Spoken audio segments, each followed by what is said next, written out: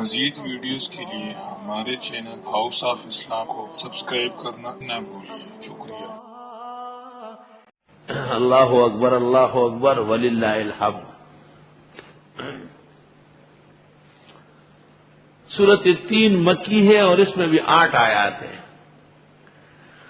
اور نزول میں یہ 28 ہے،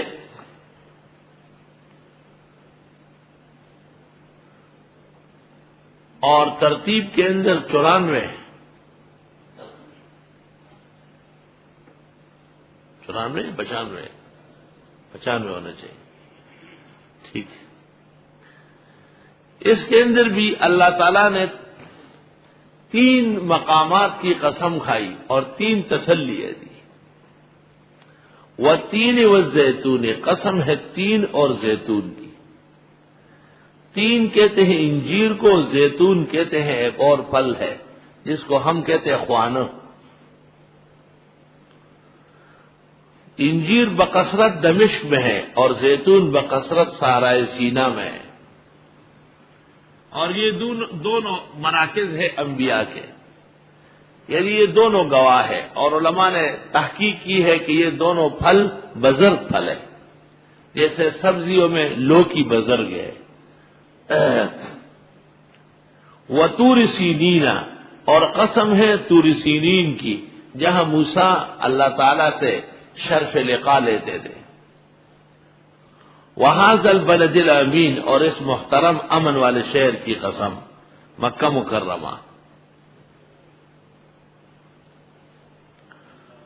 تو یہ تینوں گواہ ہیں، لقد خلقنا الانسان فی احسن تقویم، کہ ہم نے پیدا کیا انسان کو بہترین سانچے میں۔ انسان کا سر، اس کی آنکھیں، اس کی ناک، اس کے سوچ، اس کا دل، اس کے نقل و حرکت تمام حیوانات سے بلند و بالا ہے۔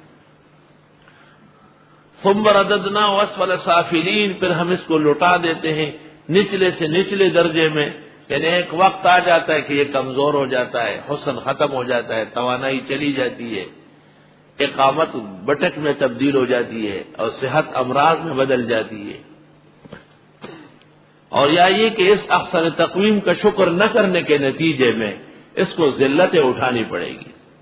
الا الذین آمنوا وعملوا الصالحات، مگر وہ لوگ جو ایمان لائے اور عمل کیے نیک، فلہم اجر غیر ممنون، ان کا اجر کبھی ختم نہیں ہوگا۔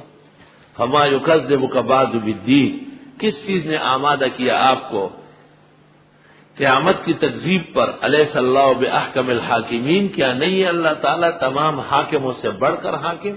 اس سے بڑھ کر کوئی فیصلہ کرنے والا نہیں، کسی کا مجال نہیں کہ کوئی فیصلہ کرے۔ شاہ اسماعیل شہید رحمت اللہ علیہ کی عادت تھی کہ وہ تین والزیتون پر تقریر کرتے۔ کیا تقریر تھی شاہ صاحب کی؟ تقریر کا اندازہ 2 باتوں سے لگا لیں۔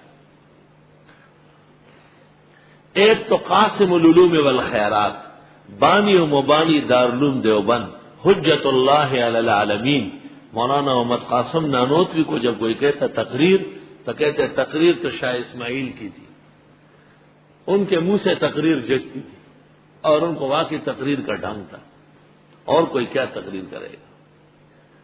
حضرت نانوتوی یاد کرتے تھے، اور حضرت نانوتوی حضرت شاہ اسماعیل کے علوم کے حافظ تھے، اور ان کے بالکل عاشق زار تھے۔ مولانا محمد قاسم نانوتوی وہ ہے کہ مولانا انور شاہ صاحب نے کہا ہے کہ مولانا محمد قاسم کی اردو کتابیں سبقاً پڑھنا چاہیے، اتنا گہرا علم ہے اسے۔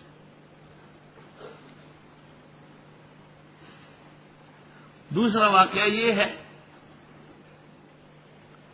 کہ شاہ اسماعیل کو جب پتہ چلا کہ دہلی کے اندر کچھ غلط قسم کی جگہ ہے اور وہاں عورتوں سے گناہ کرایا جاتا ہے، تو حضرت شاہ اسماعیل باقاعدہ چلے گئے، اور وہ جو ہیڈ تھی میڈم، اس کے مکان پر گئے۔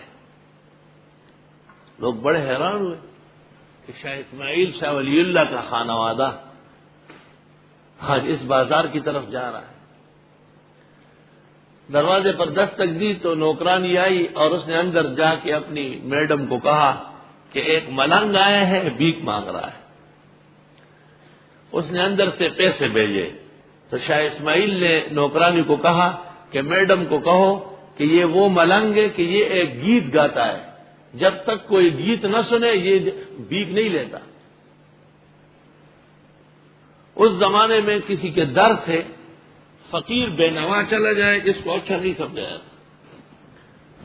تو وہ میڈم جو تھی وہ دروازے کے باہر آئی گھر کے صحن میں اور کہا کہ ملنگ بادشاہ سناؤ، کیا گیت سنانی ہے؟ تو شاہ صاحب نے اعوذ باللہ من الشیطان الرجیم بسم اللہ الرحمن الرحیم والتین والزیتون وطور سینین سورت تلاوت کی اور تقریر کی، اور 2-3 گھنٹے کھڑے ہو کر اس کا بیان کیا۔ پورا بازار جمع ہو گیا اور رات تک بازار حسن ختم، اور وہاں توبے کا ایک ماحول جاری ہو گیا تھا۔ گھر گھر اور گلی گلی لوگ توبہ کرتے تھے گناہوں سے۔ اندازہ لگاؤ کہ شاہ اسماعیل کا کیا لسان تھی، کیا تقریر تھی، کیا ادائے تھی، اور کس شان سے والتین والزیتون پڑھتے تھے۔ تفسیر قرطبی میں ہے کہ ایک بادشاہ اپنی بیوی کو دیکھ کے کہنے لگا کہ اگر تو چاند سے حسین نہ ہو تو آج مجھ پر تو 3 طلاق۔ اس زمانے میں مسلمان پختہ تھے، 3 طلاق کے بعد کوئی گنجائش نہیں ہوتی تھی۔ اگر تو چاند سے زیادہ حسین نہ ہو تو میں تجھے نہیں رکھوں گا، تجھے 3 طلاق ہوگی۔ یہ مسئلہ علماء میں پیش ہوا کہ اس کا کیا ہوگا، سب پریشان تھے۔ قرطبی مالکی ہے اور لوگ سمجھتے ہیں کہ یہ نہایت متوسط ہے، لیکن سورۃ یوسف کذالک کدنا پر حضرت دامغانی کے خلاف جو ڈرامہ رچایا ہے اس سے پتہ چلتا ہے کہ نہایت متعصب مالکی ہے، مگر یہاں حنفیہ کی کرامات ظاہر ہوئی۔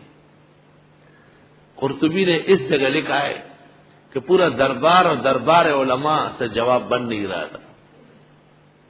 فقام احد من علماء الحنفیہ، ایک حنفی عالم دربار میں کھڑے ہو گئے اور اس نے بسم اللہ پڑھ کر وہ 3 پڑھی، لقد خلقنا الانسان فی احسن تقویم۔ فرمایا اس کی بیوی چاند سے خوبصورت ہے، کیونکہ اللہ فرماتے کہ میں نے انسان کو بہترین حسن عطا کیا ہے، لہذا اس کی قسم ٹوٹے گی نہیں، وہ حانث نہیں ہوگا۔ مزید ویڈیوز کے لیے ہمارے چینل ہاؤس آف اسلام کو سبسکرائب کرنا نہ بھولیے۔ شکریہ۔